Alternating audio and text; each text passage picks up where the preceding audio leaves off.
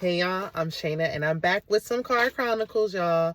This is for Real Housewives of Atlanta, season 16, episode 10. Listen, if you enjoy this type of content, please check out my other videos. Be sure to like. I need y'all to like, comment on the video, let me know that you're here. Subscribe to the channel, okay? Because we're rocking and rolling as of right now. So let me know you're showing some support. If you enjoy, it's free 99. Do all the things. It's appreciated, okay? Let's go ahead and get into it. So we start off with Kelly and her girls. And she says she has a good co-parenting relationship with her oldest daughter's father. But, not so much with her estranged husband, okay? I think it's best for the children when the parents can co-parent together. And that's whether you're together, because there are a lot of moms who are married who feel like they're single moms and they shouldn't be feeling that way. So whether you're with the child's father or not, if you can co-parent, do things together for the child, be there for the child, is best for everybody involved. She has to move out of her townhome. And she said, feels like a sorority house. It's a nice townhome, but, they need some more space. And she had to sell her house, so it's time to get going and get it and start anew. Start fresh, okay?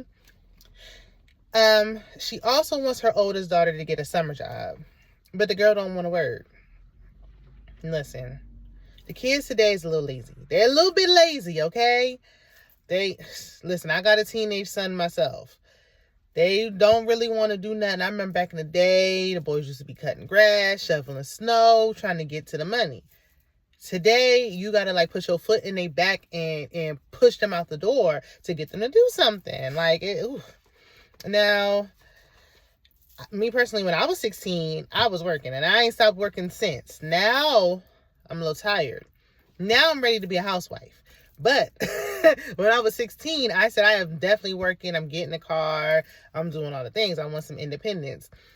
If she's not playing sports or doing some extracurricular, activity that has her attention, I say, get a summer job, get a little part-time job. She just want to just be, girl, no. You 17. It's time let's get some work ethic going, okay? One of the girls said that their mom can't cook. And I said, now hold on. Kelly, you told us that this was your grandma's recipe. You was making waffles. I know breakfast, well, in my opinion, is one of the easiest things to make. But your girls don't like your cooking. This is the second time I heard your food wasn't all that. So now I'm wondering what's going on with that restaurant. But anyway, that's neither here nor there.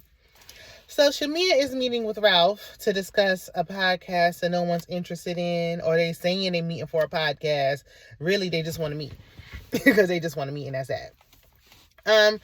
Shamina said the people of ATL want to know if Drew and Dennis are making hot dogs.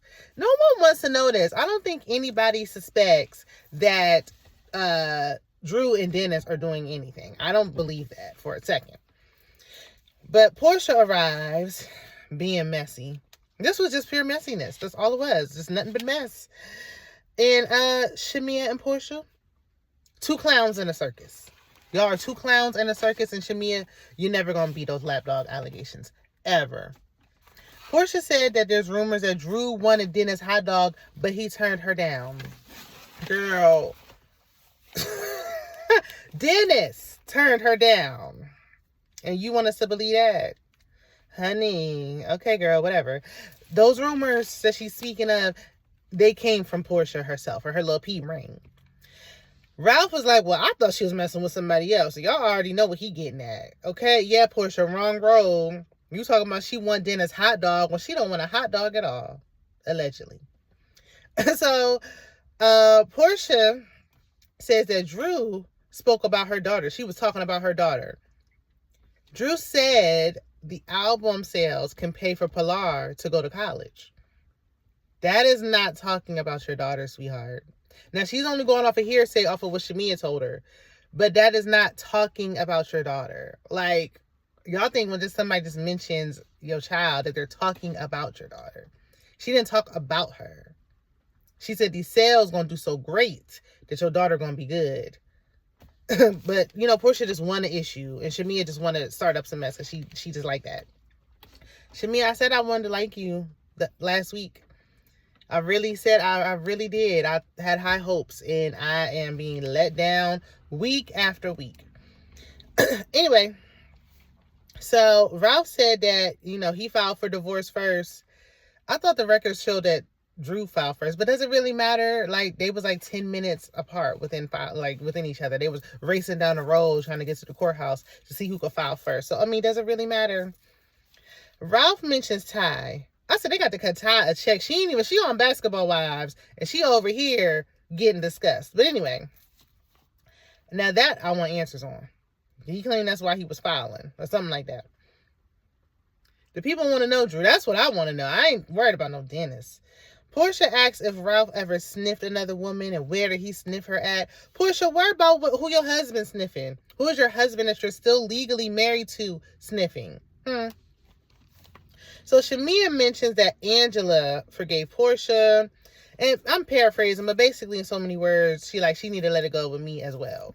Porsha the one who did it, so she can let it go with her. She need to let it go with me. And I'm with her on that. I mean, I think we all can agree. Because Angela held Shamia to a higher standard. So I'm like, you're the other married woman in the group. Technically, all the women who were in that friendship circle at the pool were married at the time.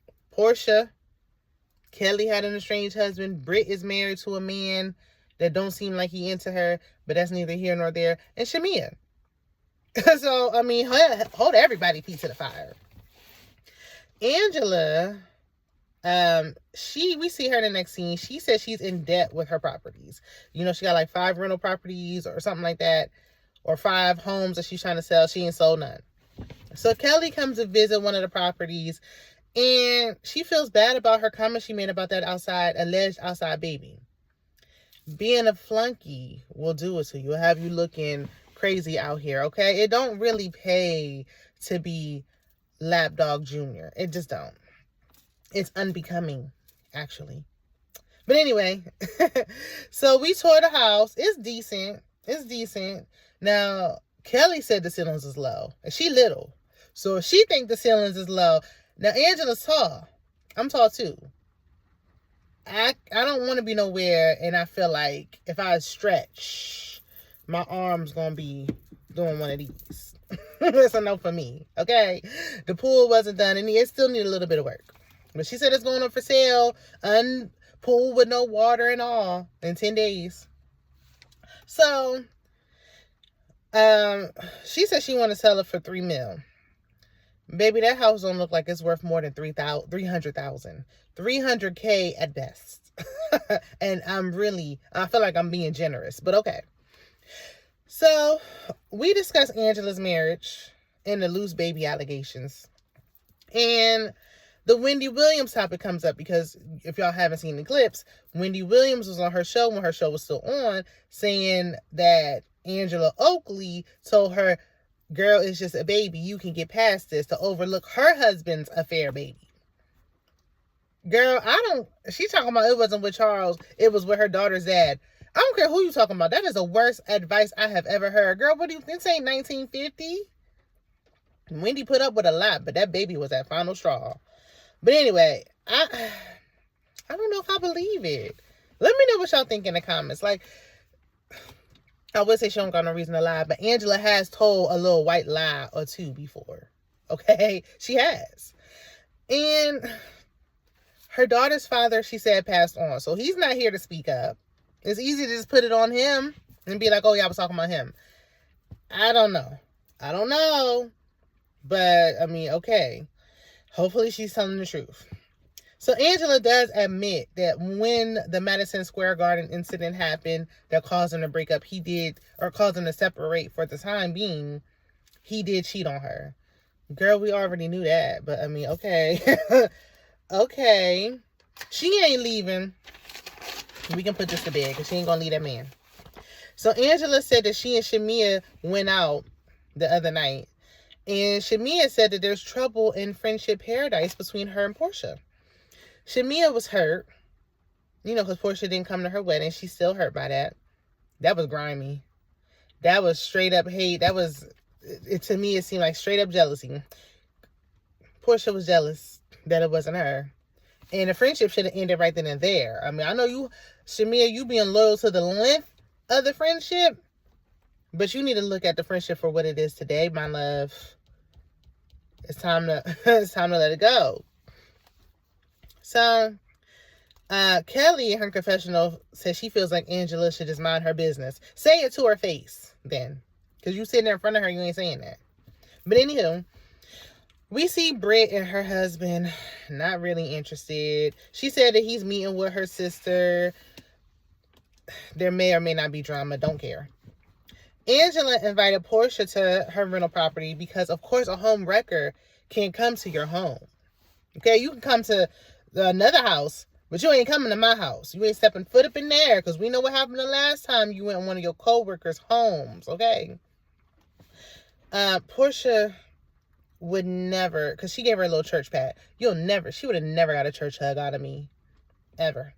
Not after you said you would sleep with my man. Like, there's no way, like, I can tolerate you, I can film with you, but hugging is a no.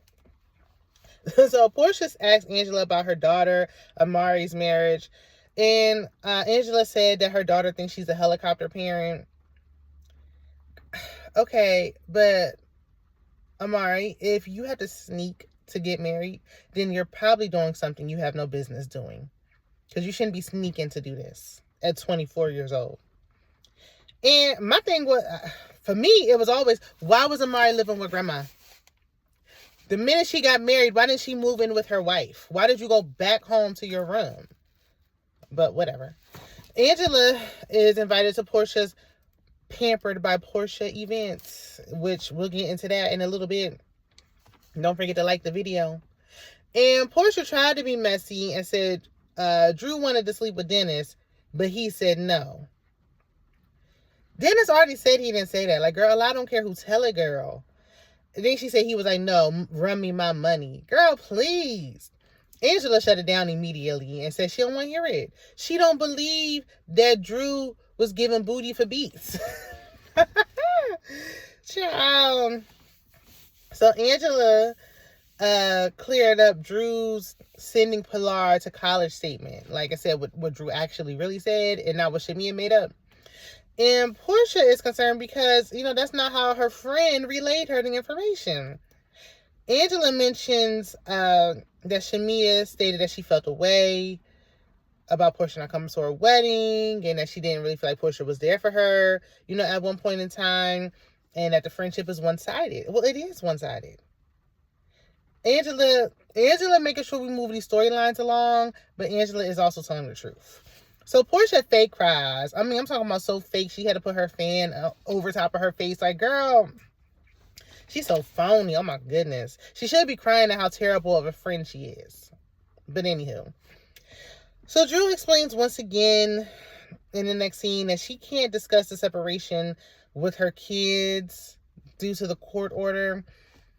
I got to hear this coming out the judge's mouth myself for me to believe it. It don't make no sense. It doesn't make sense. Nothing about it makes sense. Why would a judge order that? Like, y'all live in the same house. The children can see that he's in the basement and you're upstairs. These are not infants. These are not newborn babies. These are older children that understand what's going on. And the oldest child he's like a teenager. He has a phone or he's close to it. He got access to the internet. He's already asked about this. You leaving every other weekend and all that. What is this? This doesn't make any sense. Y'all ain't telling them because you don't want to. You need to tell them. People don't give children enough credit. They smarter than what you think. It'd be better if they sat them down and explained to them what's going on than to have to let them go and find out on the internet. So Drew meets with her life coach and finds out that the Bobbsey twins, Shamia and Porsha, the circus clowns, they met with Ralph. And she also heard about the alleged text that Dennis sent. And she's like, why would he do that? Girl, you need to speak to Dennis directly because somebody lying. Somebody lying, allegedly. So it's time for Porsha's event. Basically, she's using the ladies for free promo. That's what I gathered from it. And Britt, where are you going with those pasties on? Where are you going? Dressed like a street walker. Save that for the nighttime. Now, when Kelly did it in Nashville, I was already like, girl, that's a little much. But at least y'all was going to the club. This is the middle of the day. Like, girl, who's child? Anyway. She said Mike met with her sister, blah. Drew and Porsha still have some tension. I'm over it. I am over this forced storyline. I don't want to hear no more. Porsha, you got to come better than this. This ain't cutting it at all. So Drew is wondering why they basically doing free work with no pay. Cause she like, I'm filming, but I'm not no ambassador for these satin sheets. I'm not getting paid for this. Giving me a chicken sandwich and some drinks ain't gonna cut it. But okay. I too want to know how you acting like you pampering somebody, but we doing a photo shoot for your satin sheet line. Girl, get up out my face. So Kelly tells Shamea that Drew said that Shamea has always been Porsha's lapdog. She been Porsha's lapdog. Did she lie? Like, I mean, okay. And Shamea confirms that she is Porsha's lapdog every chance she gets. She don't want to beat the allegation. She act like she's scared of Porsha. I need to know what dirt Porsha got on Shamea, because she got something on her that she don't want to get out. And it almost slipped out when Phaedra tried to out her at that reunion that one year, but I let that go. Lauren, Porsha's sister, does some meditation, but Shamea don't want to participate. She like, I ain't feeling it. Not with that huzzy over there in the room. And Shamea and Porsha start getting, because they go around the room to talk about their grievances, and Porsha and Shamea start getting into it. Shamea mildly snaps on Porsha, kind of, sort of. And I'm like, finally. I understand to a degree, because I had a best friend, and we were best friends, like, from childhood, like them, for 20 years. 20 years. Our sons were friends, like, the whole nine. And sometimes you will bite your tongue, and this can go for any relationship. Sometimes you will want to bite your tongue for your friend, and you don't want to say certain things because out of respect for the friendship. It can't be one-sided. And then when you let things fester and build, and then we have what we have now. Had you set the tone earlier on, we wouldn't be here. And you should also be able to tell your friend that you feel some kind of way, and not be afraid that the friendship is going to end, or whatever shit you got going on. But you know, now we're here, and it's like, Shamea, maybe you need to understand that the friendship is no longer serving you. The time is up. Even though I think they are one and the same, but, you know, Shamea is actually married and Porsha ain't, and that's the difference. That's the difference there. But it's like, you can love the person from afar. You know, my former best friend, I looked at her like a sister. I don't have a biological sister, so she was the closest thing, too, for me. And I still have love for her, even though we've fallen out. But the chapter is closed. So, you know, maybe they'll be able to reconcile the friendship later on, but Shamea got to get some boundaries and some self-respect. So Porsha said she didn't come to Shamea's wedding because they weren't speaking for months prior to. Girl, because Angela was like, I didn't even know about the wedding thing. And Shamea was like, everybody knew about it. And Shamea's right. Even if you didn't watch the show, you saw the clips. Everybody knew that Porsha did her friend dirty and didn't show up and told her like the day of, or something like that, because there wasn't enough room on the plane, or some crazy excuse she came up with. It ain't had nothing to do with we ain't been speaking. You supposed to be in the wedding. Girl, you trifling. She's a bad friend and a bad person, in my opinion. So, Porsha, you know, Shamea was hurt, and she's like, you letting other people have influence on our friendship, and I don't like that. No, girl, she really don't care about you like that, and she just using this as an excuse. But that's that. That is that, because she was saying, like, I think Shamea felt like Porsha didn't want her on the show and all this stuff. Like, you shouldn't even be feeling like that about your friend. It's giving a little, like, competitiveness, you know, a little competition. Porsha feel like she's supposed to be the one. Like, Shamea can do good, but you can't do better than me. When you need to understand, everybody has their turn and everybody has their time. But Porsha got that, you know, that spirit up on her. She wants something, she got to have it. She want a man, she just take him. Even though men can't be took, we already know, but you don't have no business messing with somebody else's man. It's wrong. I don't care how you slice it. You don't do your friends like that. It's wrong. I went to your American wedding. Okay. But you didn't come to my other wedding. But I'm sure Shamia came to all 57 of Porsha's weddings. The friendship is one side. Shamia, the way she going out, everything she does is annoying. She's doing it on her friend's behalf. Her meeting up with Ralph when that was none of her business, inserting herself, was to pacify and satisfy Porsha. Porsha would never do the same. Listen, me and the ladies are going to go live on the panel tomorrow night, this upcoming Wednesday, on my second channel, Shayna_MCD TV. So be sure to check us out over there. I'll share it in my community tab. Don't forget to like the video, and I'll see you guys in the next one. Bye.